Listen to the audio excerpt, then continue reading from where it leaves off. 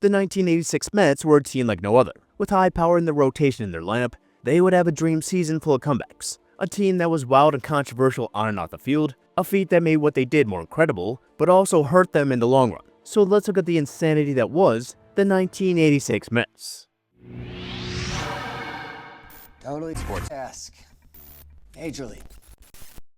By the early 1980s, the Mets were climbing their way out of the dark years that followed their 1969 glory. The franchise had spent the better part of a decade rebuilding, and by 1983, the pieces of something special were finally starting to take shape. That year saw the debut of two key names in Daryl Strawberry and Ron Darling, and a year later, two more future stars arrived in Dwight Gooden and Sid Fernandez. And the next year would see the arrival of Lenny Dykstra and reliever Roger McDowell. And the transformation wasn't just about the talent, there was also the leadership. In 1984, the Mets hired Davey Johnson as manager. Johnson was a former player who won 2 World Series with the Orioles. He was one of the first managers to apply sabermetrics, and he believed his young team could not only compete, but they could also win. And in 1984, they took a massive step forward, winning 90 games and finishing second in the division, that being their first winning season in 7 years. And they kept moving forward in 85. A 20-year-old Doc Gooden would dominate the league, posting a 1.53 ERA as he would go on to easily win the Cy Young. And with the lineup maturing around Hernandez and Strawberry, the Mets won 98 games, but they would finish 3 shy of the St. Louis Cardinals. The near miss hardened the team's resolve and set the tone for the coming year. That offseason, GM Frank Cashin fine-tuned the roster. He brought in infielder Tim Teufel from the Twins and the left-hander Bob Ojeda from the Red Sox. And they would enter the 86 season with a perfect blend of youth and veteran leadership, with George Foster, Keith Hernandez, Gary Carter, Wally Backman, and Mookie Wilson rounding out a lineup that didn't have much weakness. During spring training, Davey Johnson made it clear that they were not just hoping to win, they were expecting to. But the dominance did not come quick. They would stumble out of the gate, losing 3 of their first 5 games, including 2 extra inning defeats to the Cardinals and the Phillies. But when they returned home to Shea, something clicked. They would rattle off an 11-game winning streak that would set the tone for the rest of the year. In a crucial early test, a 4-game series in St. Louis, they would sweep the series. And afterwards, Cardinals manager Whitey Herzog would say they were probably not catching the Mets this year. By the end of April, the Mets were 13-3 and were looking very dominant. May would only strengthen the feeling as they went 18-9 and closed the month with a 31-12 record. By June, they were in full stride. On June 10th against the Phillies, Tim Teufel came off the bench and he delivered one of the defining moments of the season, a pinch hit walk-off grand slam, and of course sent Shea into chaos. They went 19-9 that month, reaching the halfway point at 50-21, and July brought more drama. On July 3rd against the Astros, Daryl Strawberry tied the game with a home run, and Ray Knight, after striking out his first 4 at-bats, would redeem himself with a walk-off home run. The Mets would have 4 stars in the All-Star game, including Dwight Gooden, who was starting on the mound once again. But later in the month, they would hit some turbulence. During a road trip to Houston, they would lose 3 of 4, and 4 players would be arrested at a nightclub, as off-field headlines were a big part of the season. And then came one of the wildest games in franchise history. In Cincinnati on July 22nd, in the 9th, Dave Parker dropped what would have been the game-winning catch, allowing the Mets to tie the game. Then the 10th, a brawl broke out between Eric Davis and Ray Knight, leading to multiple ejections, including Knight, Kevin Mitchell, and Mario Soto. Davey Johnson then had to shuffle pitchers Roger McDowell and Jesse Orosco between the mound and the outfield just to keep the game going. And finally in the 14th inning, Howard Johnson crushed a go-ahead home run to win the game. It was a victory that summed up the team. Scrappy, resilient, and impossible to rattle. They finished the month 66-32, and the National League East, they were up 15.5 games. In August, the roster would see some changes. George Foster was released after being benched for rookie Kevin Mitchell, a move that would stir some controversy. And to fill his roster spot, the Mets brought back fan favorite Lee Mazzilli. And around the same time, Gary Carter broke his thumb, and he would miss 2 weeks. But backup catcher Ed Hearn stepped in, and the Mets kept rolling, winning 8 of 11 during the stretch, as they went 21-11 in August and pushed the record to 87-43, leading the division by 19 games. By September, clinching the division was just a matter of time. When they arrived in Philly, Mets fans practically took over, but the Phillies spoiled the party, sweeping the Mets in 3 games. And as for the fans, things turned ugly when rowdy Mets fans damaged seats, with one even getting arrested after an altercation with the police. The Phillies actually ended up being the only team to post a winning record against the Mets that season, and future Hall of Famer Mike Schmidt would end up winning the MVP over Hernandez and Carter. But one bad series didn't slow the Mets' march. They split a quick 2-game series in St. Louis, before on September 17th, they would clinch the division in Chicago. Even with Keith Hernandez battling the flu, he would return to record the final out, and the celebration was on. They would finish the season 108-54, for their best record in franchise history, winning the division by 21.5 games. The swag, the chaos, and the sheer dominance, everything about the '86 Mets screamed a team of destiny. In the NLCS, the Mets would be up against the NL West champions in the Houston Astros, and Game 1 would set the tone. It was a duel between two aces in Mike Scott and Dwight Gooden, and that day, Mike Scott was unhittable. He would go on to strike out 14 Mets in a complete game shutout, the only run of the game coming off the bat of Houston's Glenn Davis, who would launch a solo home run in the second. The Mets had a late chance in the ninth, but Ray Knight would strike out to end the game, giving the Astros a 1-0 lead. But Game 2 was a different story. The Mets answered back behind Bob Ojeda, who tossed a complete game of his own. Gary Carter drove in a run with a double, and Daryl Strawberry added a sac fly in the fourth, as the Mets would add 3 runs, as they would go on to even the series with a 5-1 win. And when the series shifted to shade for Game 3, chaos would arrive. The Astros jumped ahead early with 4 runs in the first 2 innings, but the Mets chipped away. In the 6th inning, Daryl Strawberry would tie the game with a 3-run home run, a swing he later credited to a signal from Keith Hernandez, who warned him about an inside pitch. The Astros regained the lead in the 7th on a Ray Knight throwing error, but that set up for an iconic moment in Mets history. In the bottom of the 9th, with a man on, Lenny Dykstra would hit a walk-off 2-run home run, and Shea Stadium would explode. The Mets won 6-5 to take a crucial 2-1 series lead.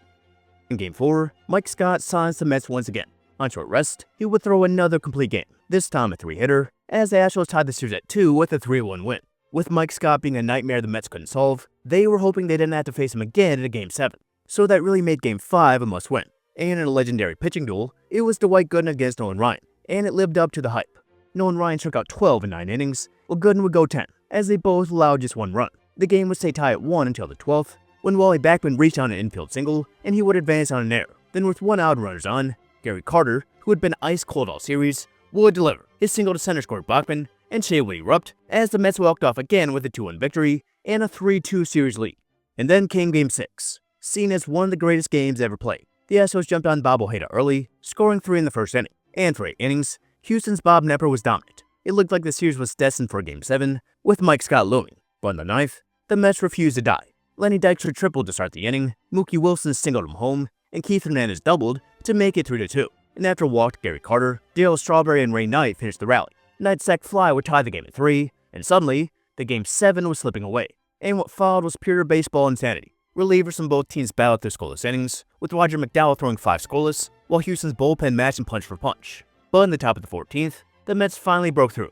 Gary Carter would single, Strawberry walked, and Wally Backman drove in the go-ahead run on a single to center. But in the bottom of the inning, Billy Hatcher would tie the game with a line drive home run that hit off the foul pole in left field. Things were tied at 4 in the 16th, and everyone was running on adrenaline. Strawberry would double, then Ray Knight would single him home, and a pair of wild pitches added 2 more runs to give the Mets a 7-4 lead. But even then, the Astros did not go down easy. They would score twice and put the tying and winning runs on base. And with 2 outs and Kevin Bass at the plate, Jesse Orosco, in his 3rd inning of work, got the count to 3-2, and then he would get the strikeout to win the series and give the Mets the pennant. After 16 innings and nearly 5 hours of high-stakes baseball, some Mets players were too drained to stand. Backup catcher Ed Hearn later said, "I could have slept for 20 hours, and I hadn't even played in the game." But then, someone popped a champagne cork, and before they went to the World Series, the '86 Mets were going to do what they did best, and that was party. The only problem was time. It was already after 8 p.m., and they needed to get back home. Club official Arthur Richmond tried to rush things, but that did not work. A champagne shower broke out, and everyone was soaked, including the GM Frank Cashin. And 90 minutes later, above all the noise, he shouted that the World Series bus was leaving, and anyone not there was going to get left behind. So then 2 buses full of sweaty, ecstatic Mets rolled through to the Houston airport. The players then boarded a United Airlines DC-10 for their flight back home. And this wasn't their usual charter. The Mets traveling circus had grown too big, and United wanted to impress its new high-profile client. And instead, they got the flight from hell. The drinks started flowing before takeoff, with flight attendants handing out champagne, and the Mets scum bunch, pitchers Jesse Orosco, Dud Sisk, and Danny Heap, made sure no glass went empty. And as the plane climbed, so did the volume. Everyone was having a drink, including the clean-cut Gary Carter and the Mets' wives, who were flying with the team for the first time that postseason. And that's when things truly went off the rails. A flight attendant made the mistake of serving cake, and as one slice flew through the air, the cabin would turn into a food fight. The drinking would intensify, and as the beer ran out, the crew brought out many liquor bottles. The players could handle it, but many of the wives could not. One by one, several of them started getting sick, and they would barf everywhere, except for a barf bag. Meanwhile, the Mets-born hinge side came to life, as someone tried to break a seat into a makeshift couch, and they would succeed. Others danced down the aisle, And in his autobiography, Dwight Gooden later wrote that at one point, the bathroom door flew open and he saw a teammate bent over lines of cocaine, but he was too high to notice the door had even opened. By the time the plane landed at JFK, it looked like a war zone. A few wives had to be carried off, players were missing shoes, some stumbled shirtless through the terminal, and the fans who had waited hours to welcome them back were pretty shocked. Ron Darling would say, "We were gross." And the wives in their fancy leather outfits, covered in vomit, it didn't make for a pretty picture. And United Airlines didn't think so either. Days later, the Mets got a $7,500 cleaning bill and a message saying they were no longer welcome to fly with United Airlines, as carpets were ruined, seats were broken, with 3 rows ripped out entirely, and GM Frank Caston was furious. He called Davey Johnson to his office, waving the bill in front of him, and demanding accountability. And so Johnson gathered the players in a team meeting, he held up the paper and paced the room, and he said, "Do you guys realize how much damage we did on that plane?" He then asked if anyone felt guilty, and with everyone's head down, it was pretty clear they did not. And finally, then Johnson smirked and said, "You know what I think? In the next 4 games, you'll make enough money to cover this. So, forget this bull." He then ripped the bill in half, and he tossed it in the trash. The Mets were basically like a rock band, and the tour was not over yet. And the World Series, it was a nightmare match for Yankee fans, as they were up against the Boston Red Sox, another team with destiny vibes. As in the NLCS, they came back from a 3-1 deficit against the Angels, and they were looking to end the curse of the Bambino. And just as they had against Houston, the Mets were sluggish to start. In Game 1, the Red Sox handed them a 1-0 loss at Shea, as in a pitcher's duel, Bruce Hurst would out-duel Ron Darling. And the following night wasn't much better. Roger Clemens would strike out 8, and he left for the lead before a late rally would tie the game. But in extra innings, Boston's Marty Barrett drove in the winning run, sending the Mets to Fenway down 0-2. So maybe they celebrated a little too hard after winning the pennant, and maybe the Red Sox had a better team of destiny. But there were still lines to be chalked and sniffed. Davey Johnson gave his players a day off before Game 3, and it worked, as the Mets offense finally came to life. Lenny Dykstra led off Game 3 with a home run, and Bob Ojeda pitched a gem, as the Mets would go on to win 7-1. And it continued in Game 4, behind Gary Carter's 2 home runs, as they won 6-2, and they would even the series at 2, with the road team winning every game to that point. Game 5, however, would turn sour again. The Mets were silenced by Bruce Hurst once again, as the Red Sox won 4-2, and now they were 1 win away from the first championship since 1918. And as they both went to Shea, the Mets were staring down elimination. And in the end, Game 6 of the NLCS would not be the most memorable Game 6 they would play. With the Mets fighting to stay alive, Bob Ojeda got the start, and he was up against Roger Clemens. The Red Sox would strike first, with RBI hits from Dwight Evans and Marty Barrett for a quick 2-0 lead. But Ojeda would settle down, and he kept the game close. The Mets would tie the game in the 5th on a rain night single, and a run-scoring double play by Danny Heap. Clemens dominated through 7 innings, striking out 8, but he was pulled before the 8th in a controversial decision that both John McNamara and Clemens would later dispute. But with the game still tied, Boston took a 3-2 lead in the 7th on a Dwight Evans groundout. They would turn to closer Calvin Giraldi, and the Mets would respond again, tying the game on a Gary Carter sac fly. Things would go to extras, and the Red Sox seemed poised to finally end their title draw in the 10th, as Dave Henderson would hit a solo home run, and Barrett drove in a runner on a single for a 5-3 lead.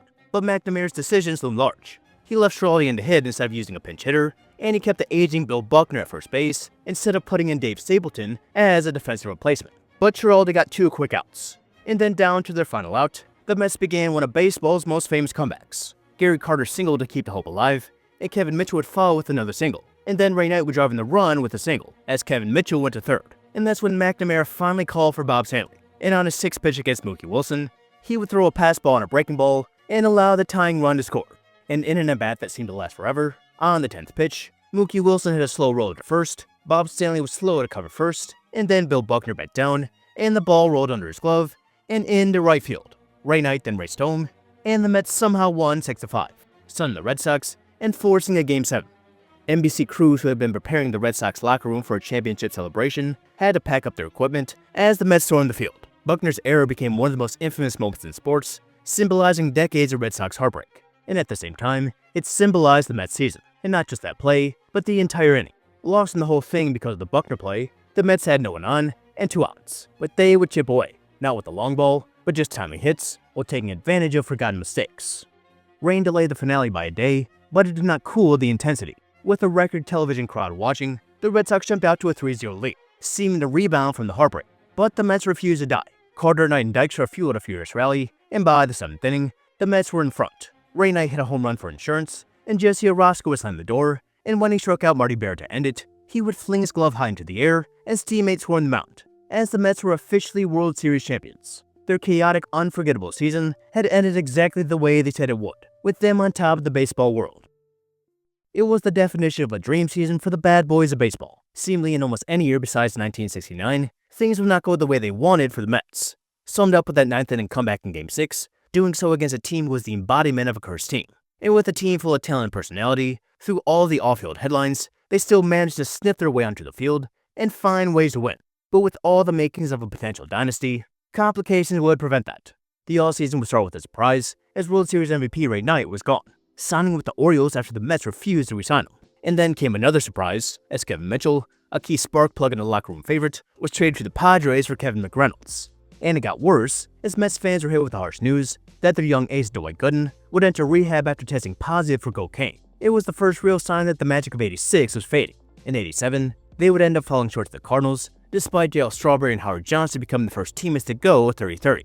They would, however, respawn in 1988. With great pitching from Gooden in return, Ron Darling and David Cohn, and McReynolds, Strawberry, and Johnson leading the lineup, they won 100 games for the second time in 3 years. But in the clubhouse, all was not well. A young Greg Jeffries had joined the team, and his confidence rubbed the veterans the wrong way. The tensions got so bad that teammates sawed his custom-made bats in half as a prank. And then, despite going 10-1 against the Dodgers during the regular season, led by Orel Hershiser, the Dodgers stunned the Mets in 7 games, ending the Mets' best chance at another title during this time. And by '89, the magic was really gone. The season started with the infamous brawl on picture day between Daryl Strawberry and Keith Hernandez over comments about who should have won the MVP. Injuries piled up, trades went sideways, and the clubhouse fell fractured. The Mets made a desperate bad move, trading Roger McDowell and Lenny Dykstra to the Phillies for Juan Samuel, a deal that was a disaster. Dykstra became an all-star with the Phillies, while Samuel would flame out in New York. The front office tried to fix things, bringing in hometown closer John Franco in a deal for Randy Myers, but off the field, Strawberry's personal problems deepened as he would enter rehab, while Gary Carter and Keith Hernandez were both gone after the year. Then in 1990, the Mets would fire Davey Johnson. He was then replaced by former shortstop Bud Harrelson, and for a while, it looked like the team might recover. By September, they were just a half game behind the Pirates for first place. But the Pirates, led by Barry Bonds, would end up pulling away, and that season would mark the end of an era. It was Daryl Strawberry's last year with the Mets before signing with the Dodgers, and by '91, the team tried to rebuild by signing Vince Coleman, hoping to capture some of his peak, but instead, it began a string of bad signings and trades that sent the Mets spiraling to the '90s. So just a few years after the dream season, the run didn't last as long as expected. The clubhouse complications were bound to turn sour eventually, and with a combination of bad trades, injuries, and more, it brought the typical end to a budding dynasty that at least got a World Series title before it all collapsed. And it was that one dream season where everything went right for the team. Dominant clutch play overrode the chaos behind the scenes, which makes the story all that more special. So maybe if the Mets want to reach the top again, maybe they should go back to their old ways.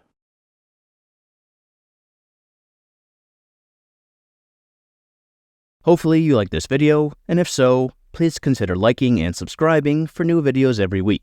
Thank you.